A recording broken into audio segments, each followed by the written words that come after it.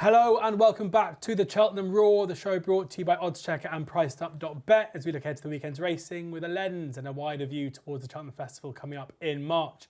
I'm your host, George Ellick, delighted to be joined as ever by oddschecker's very own Andy Holding.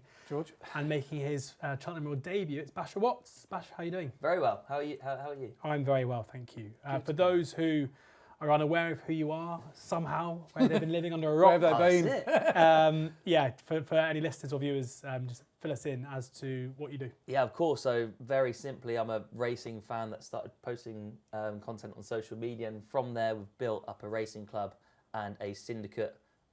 We won the French 1000 Guineas and 10 minutes later lost it in the steward's room. But we now have 13 beautiful horses spread across trainers all over the country. So if you'd like to get involved, basherwattsracing.com.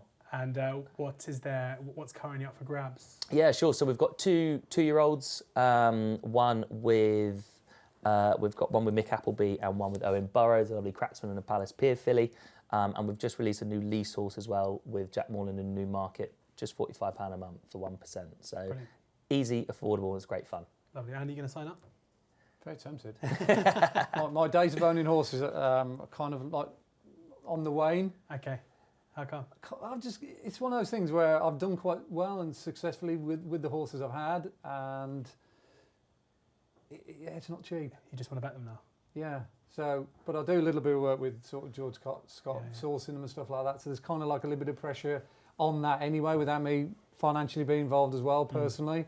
So yeah. £45 a month. There you go. That's cheap. Can't go wrong, can you?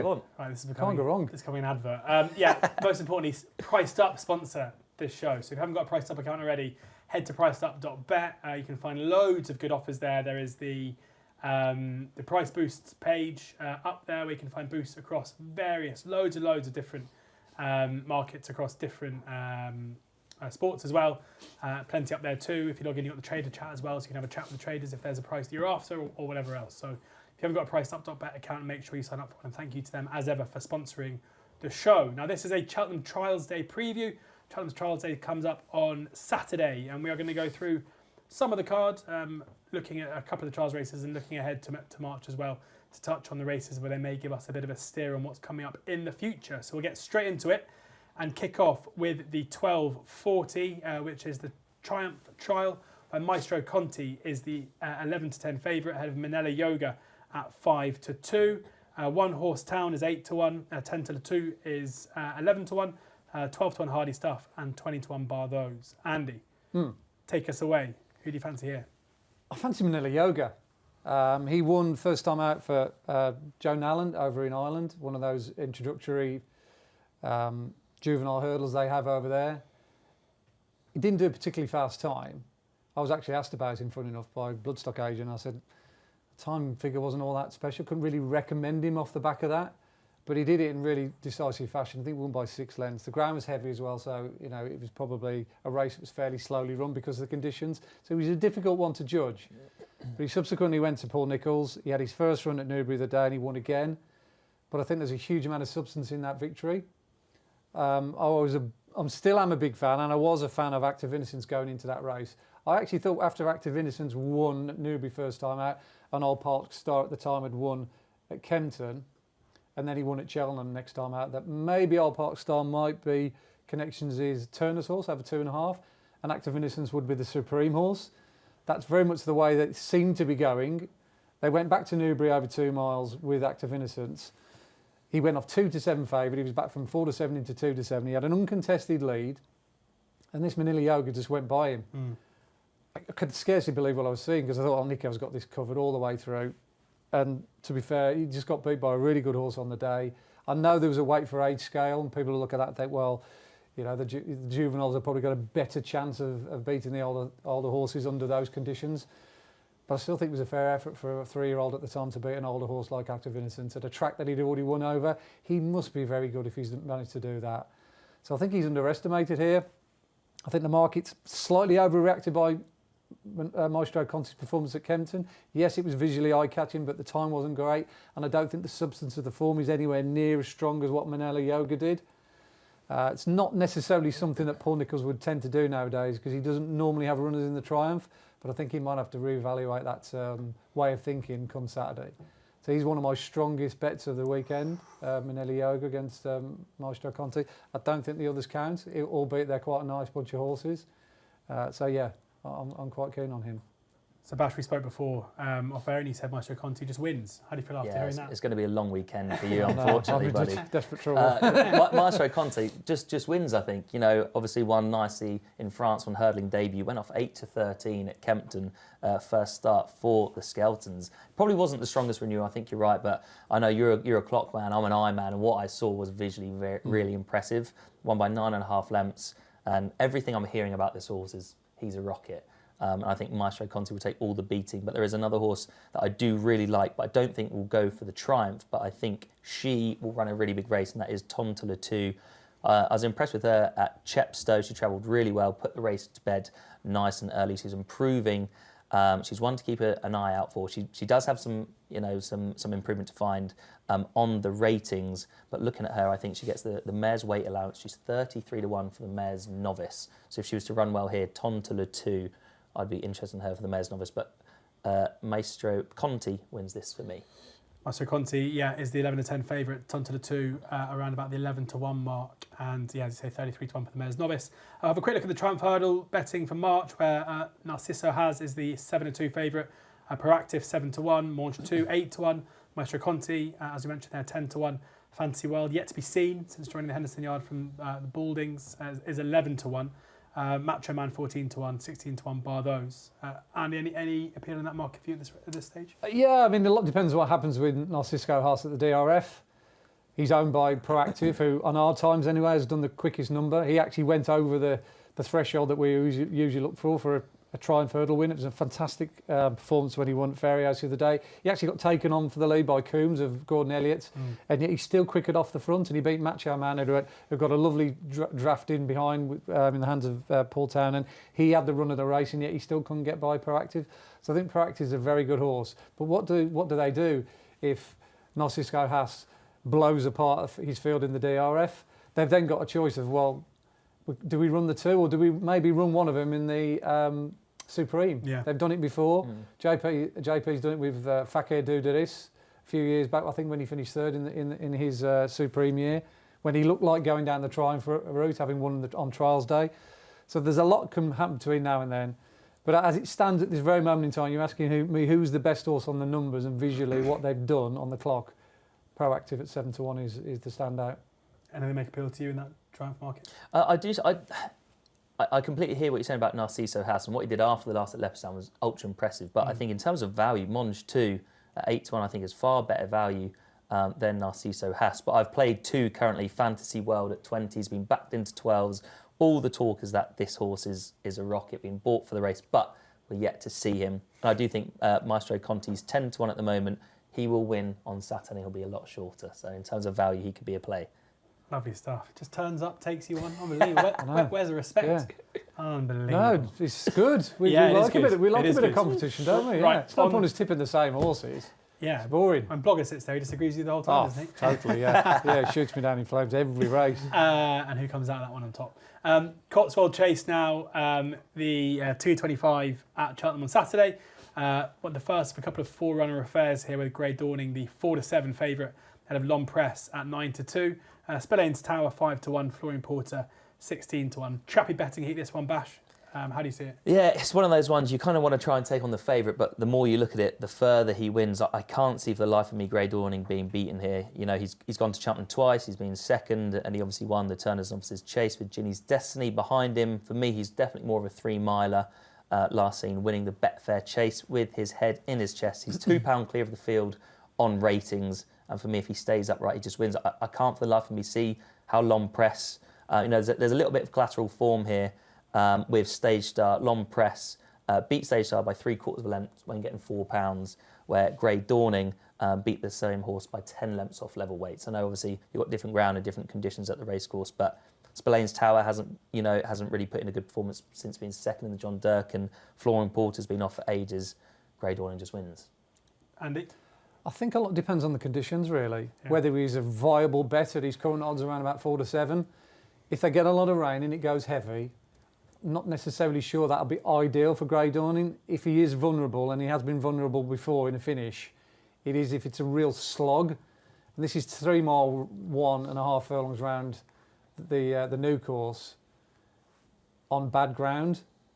And come sort of 3 o'clock, the races obviously had 2-3 races on it over the chase course already. So I think Harry Skelton will be going out there mindful of that with the Gold Cup around the corner, which is obviously his ultimate aim. They want to really try and protect him and keep him fresh. Like I think he's the best when he's fresh, like he was at Haydock. They've made mistakes before with him by running him too many times. I actually think he's got a really big chance in the Gold Cup if the ground was good to soft. I think those are his ideal conditions because he travels, he jumps. However strong the pace is, he gets there on the bridle, like he did when he won the Betfair and Harry just nursed him home.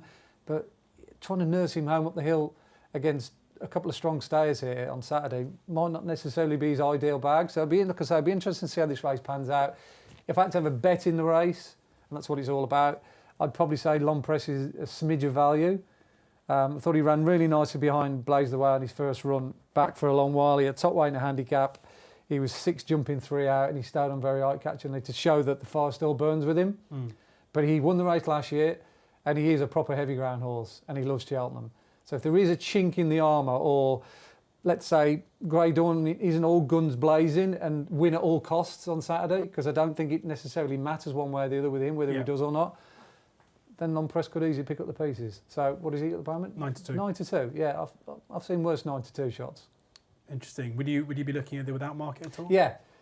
Come Saturday, if I could get sort of even money without the favourite, that might be a slightly better option than going down the short price route with the favourite. I'm thinking, well, surely he'll beat Spillane's Towers, unproven over the trip, and Flooring Porter, as Basher said, hasn't had a run for a year or so. You'd like to think that a fit Long Press around his favourite track on the ground that suits. If he's even money to beat the other two, then that's another way of trying to get a bit of an angle in the race. Yeah, good stuff. Looking at the Gold Cup market now, where Galopin de Champs is the 11-2 favourite ahead of I Know the Way You're Thinking at 6-1. Django Bay and Jukebox Man both 7-1. Gaelic Warrior 8-1. Grey Dawning 12-1. Haiti Color 14-1. 20-1 bar those. Ash, if Grey Dawning does what you think, do you think that 12-1 can move? I think it will move, but I don't think he'll win the Gold Cup. Yeah. I was there at Cheltenham when Galopin was second last year, and I thought he's finished. He came back out, punches down, he won again, and like in my head, he just had an off day. If you remember, like the old Galopin de Champs was like, how are we going to get this horse to settle? Like, he's a bit of a nutcase. And it looked the complete opposite in the Gold Cup last year. I thought Paul was always sort of asking him for a little bit, asking him to take up the bridle a little bit better. And he normally goes to the John Durkan, gets beat, then he goes to the Savills, wins the Irish Gold Cup. He didn't have his prep run.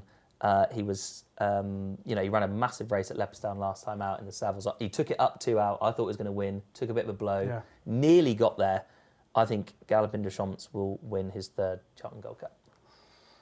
And anything to you at this stage? No, it's funny. I want to kind of let more water flow under the bridge before I'm making a choice. I waited until the day last year and dropped on an AUA thinking, actually, I put him up without the favourite, which ended up being the wrong thing to do. I just think there's so many moving parts in it. We've got a chance to see Grey Dawning again. You get a chance to see the conditions on the day. I think they'll still bet 4-5 to 1 the field because it's wide open.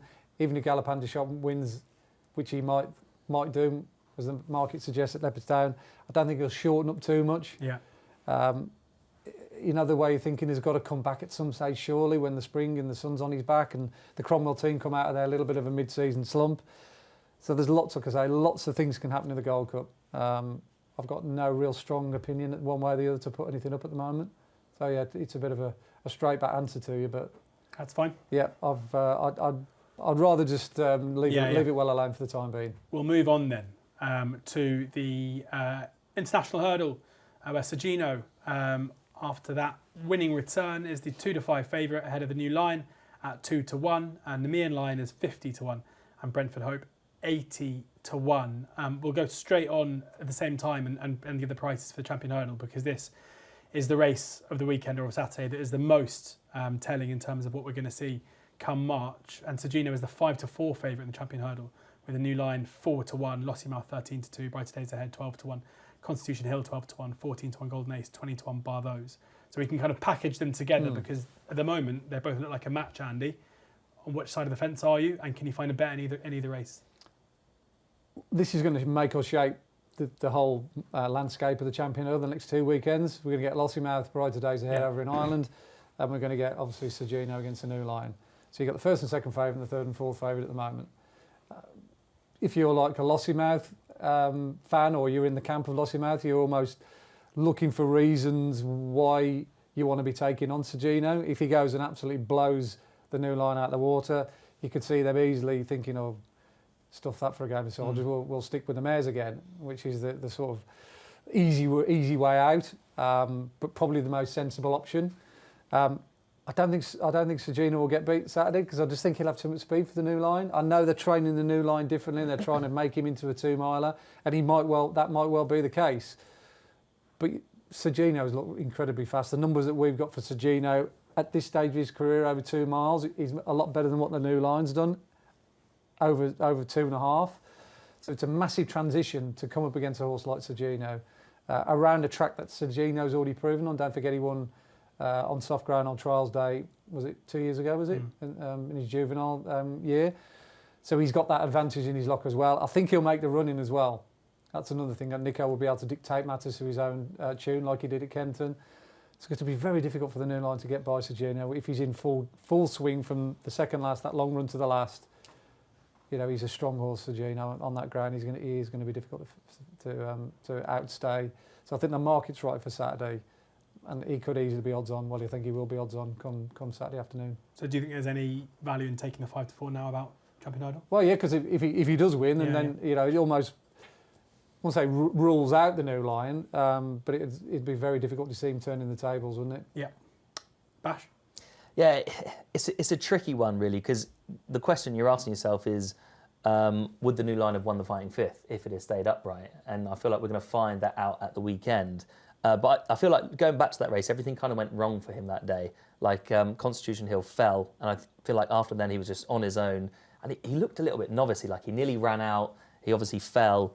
And I just think, as you said, I think Sergino will probably make the running, and Harry will sit behind him on the New Line. If they're both even money, I'll be back in New Lambert. But I just think at the 2-1 available for the New Line, he's only got to beat one horse. I'd be giving him another chance. But funny story, actually, talking about the Champion Hurdle, I had a runner at Huntingdon. Nicky Henderson was just about to saddle one up, and my owner's like, we're going to go and ask him. And I was like, guys, don't.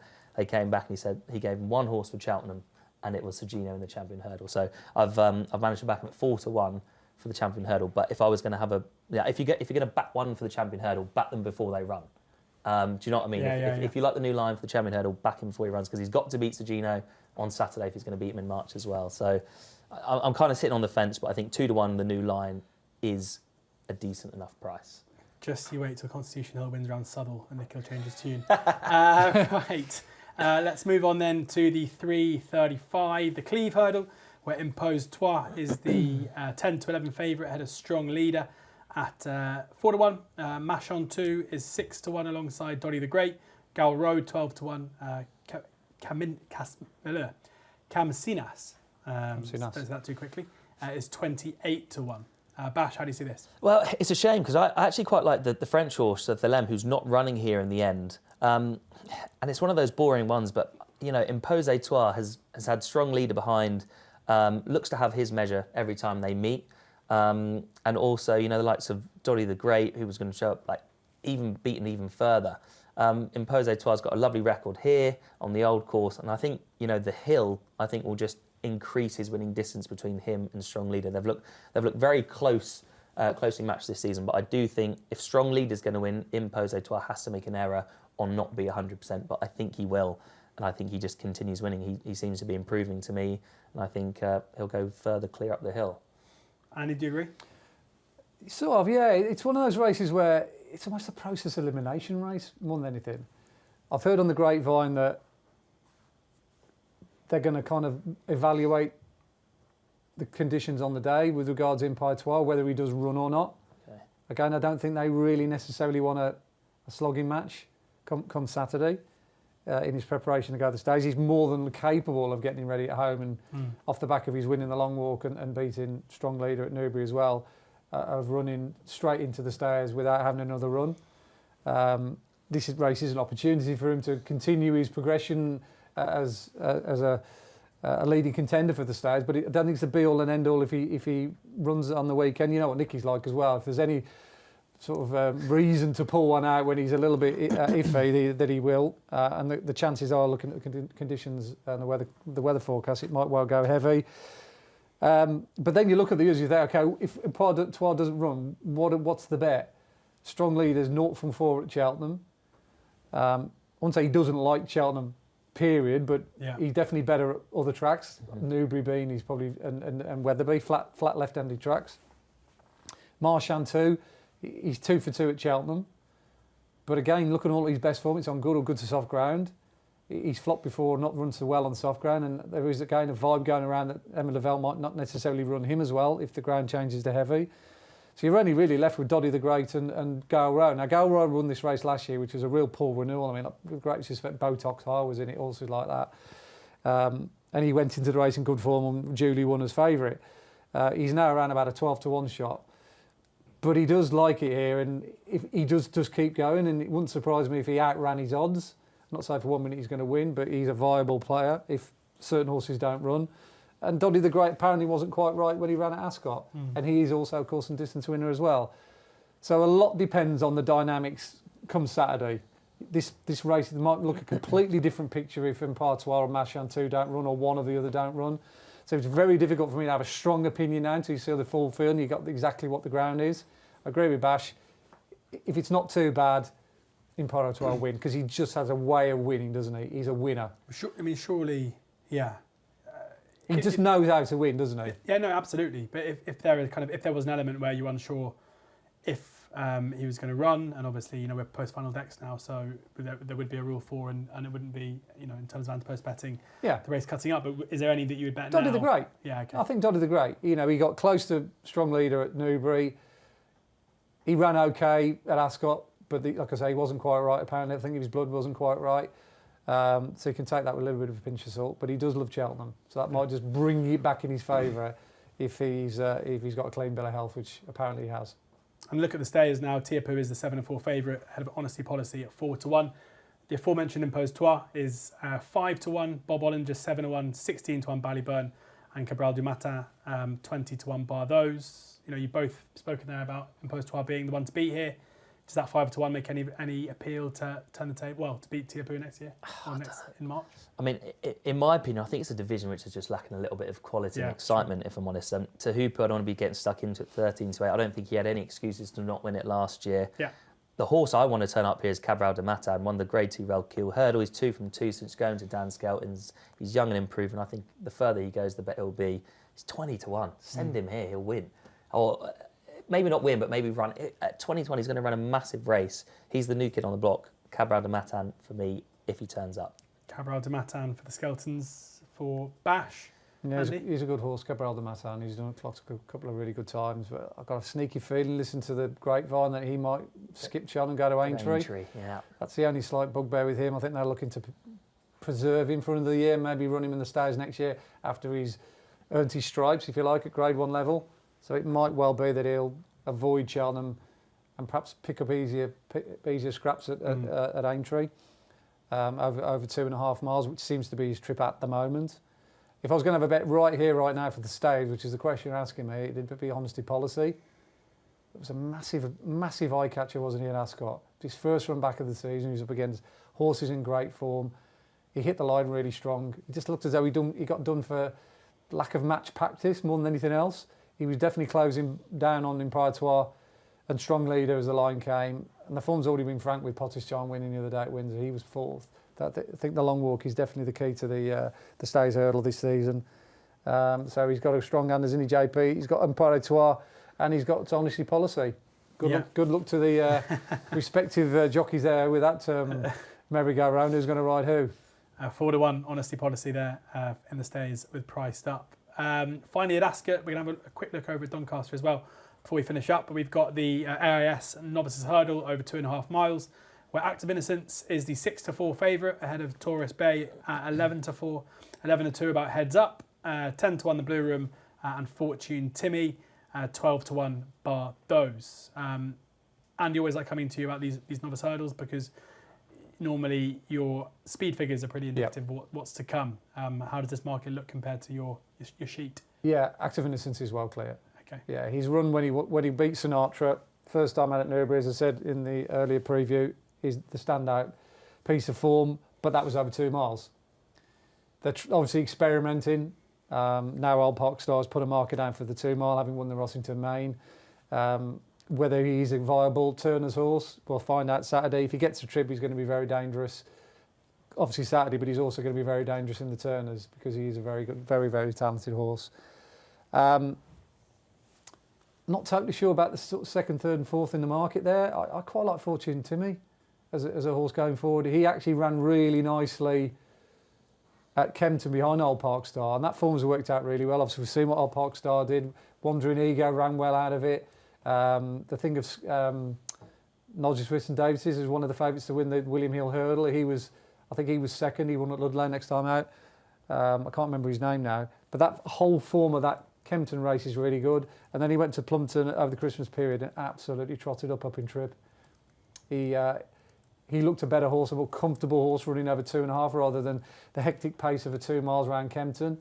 But his numbers aren't too bad. He run a good time at Plumpton, a good time behind Old Park Star. I actually think he's got a stronger formula, if not better, than the second, third and fourth Fav. And he's a 14-1 shot. And Chris Gunn's had a really good year. You know, he's had a nice Novice Hurdle that's won a Diamond Hunter, won a Grade 2 at Haydock, and Base Hunter is one of the favourites for the champion bumper at the Cheltenham Festival. So he's got a good team to go to war with. So I think Active Innocence is absolutely 100% the right favourite on the numbers, but I won't put anyone off having a fiddle around with Fortune Timmy.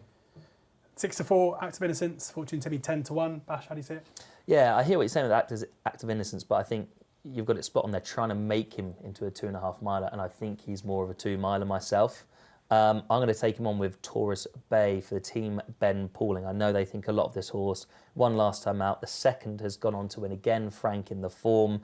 He isn't bred to be a stayer, but he hit the line strong that day, and I think the further he goes, the better he will be. In Taurus Bay, what price is he at the moment? Taurus Bay is 11-4. 11-4. I'd probably like to back him on a without the Fav market, but for me, I think he's exciting and improving. Good stuff. Yeah, this might provide some clues as per the Turners, where No Drama this end is 7-2, Mighty Park 10-1, Active Innocence 11-1, Skylight Hustle 12-1, Ballyfad 16s, Dr. Demesnel 16s, and a few others too, including Sober, who likely go for the Supreme. Andy, Active Innocence, your fancy there at Cheltenham, but how does his form stack up with those in the Turners market? Yeah, pretty good. Like I say, we're going to learn a hell of a lot come the weekend, aren't we, about which horses go where and what have you. I mean, Old Park Star was fantastic, wasn't he, last week? Funny enough, his number when he won last week wasn't as good as when he won at Cheltenham. Yeah.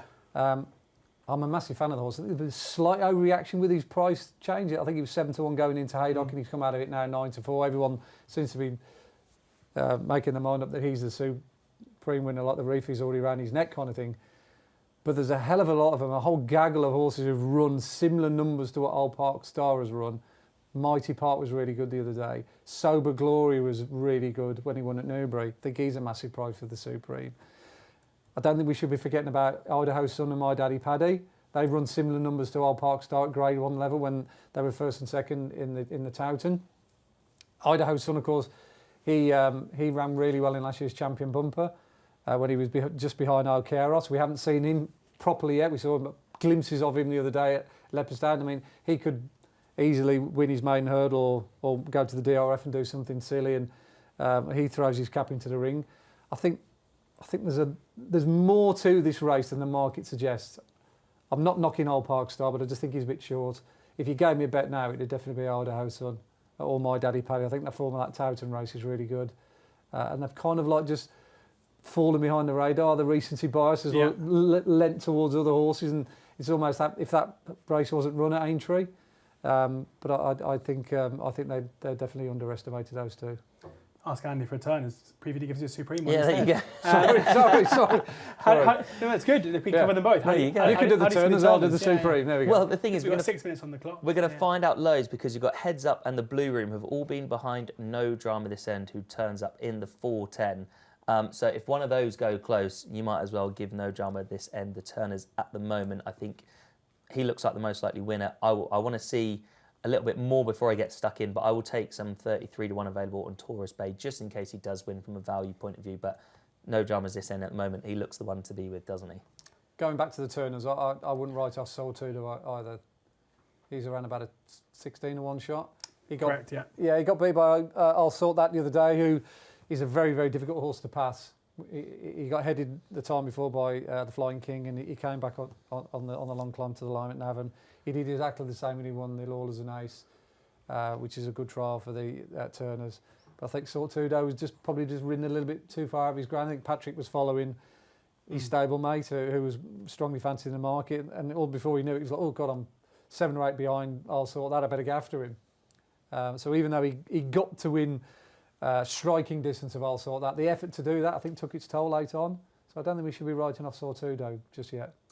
Okay, finally in our last few minutes, going to go to Doncaster, the 12.55 for the River Don Novice Hurdle over 3 miles. Callan Rigg and Rocky Man are the 92 joint favourites. Kicker La 11 to 2. Then we've got The Devil You Know is 5 to 1, 8 to 1 the Prince of Peace, 8 to 1 Country Code, 12 to 1 bar those. Quick as we can, Bash. Who do you like here? Yeah, I think that form line is going to be key with Callan Rigg and the Rocky Man. Obviously, Rocky Man came out 3 lengths the better when they met at Chepstow in November, but I thought he needed the run on Callan Rigg. I thought Harry Skelton was a little bit easy on him. He's since gone on and won. The second, They Call Me Hugo, was second to Marnie Garrett at Windsor. And for me, Callan Rigg wins for the Skeltons. Callan Rigg there for Bash at 9 to 2. Andy? Yeah, it's a race that often goes a little bit under the radar with smaller stables. They do quite well in this race.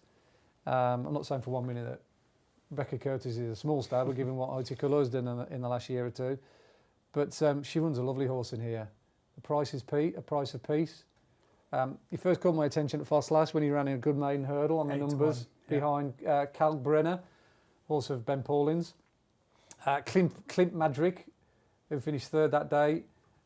He ran really well next time out back at Newbury behind No Drama this end. I think he finished 2nd in the Challow.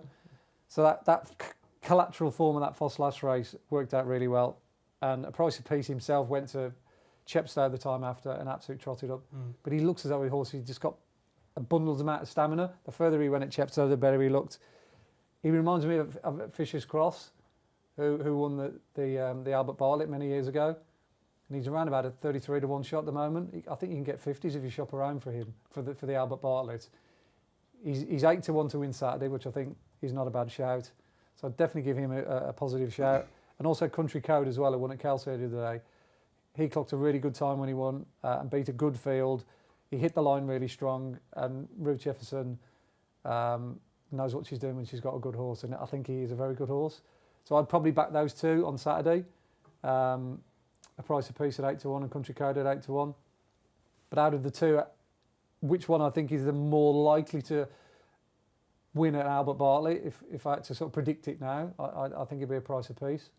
Price of Peace, yeah, and Country Code both 8 to 1 for the race coming up on Saturday at Doncaster, and both 33 to 1 with pricedup.bet for the Albert Bartlett. I mean, the Albert Bartlett market's always a bit of a mess at this point, but that should provide some opportunity. Anything you like there? Well, interestingly, you said Sortudo. I didn't know if he would be coming here, him or I'll Sort That. The form line of that race, I think, will work out really quite strong. Yeah. So I'm keeping an eye on both of those, and Espresso Milan looked really good over 2 mile 6. But at the moment, it's very murky waters. I'm going to wait until I play the Bartlett. And quickly, nap of the weekend. What's your best bet? I'm going for a double. Maestro Conti and Grey Dawning both won't lose. Andy? I should go with Manila Yoga. Do it. Can you take him on? Yeah, I'll go Manila Yoga, but I'd like to offer something else that we haven't talked about. Okay. My nap at Cheltenham's Manila Yoga. There's a horse of Dan Skelton's that runs at Utoxeter on Saturday. It runs in a Novices handicap hurdle. I think it's about 4th, 5th race on the card. In the Age, it's called. It won at Catterick a few weeks ago. In the 306. No prices yet. Yeah, it is In the Age, isn't it? Yeah, In the Age, yeah. In the Age, yeah. I really liked him. He had no right to win that day. He had to win it twice because the horse that he did beat in the end kept coming back at him. The two of them well clear, a real protracted duel. I think he runs off a mark about 113, which I think is a bit of a gimme. He'll have one of Ollie Murphy's to beat the top one. Order of the day. Yeah, he's definitely the one to beat. But if you can get a reasonable price for in the age, he'd be mine up on Saturday. Love it. There we go. That brings this episode of the Cheltenham Roar to a close. Thank you very much to Andy and for Bash for sharing their tips, thoughts and insight. As Bash said, check out his racing club if you're interested in ownership, but make sure you check out pricedup.bet for all of your betting needs ahead of the weekend sport. They've got you covered across racing. Hopefully they'll push out a couple of the guys' tips on the Price Boost page.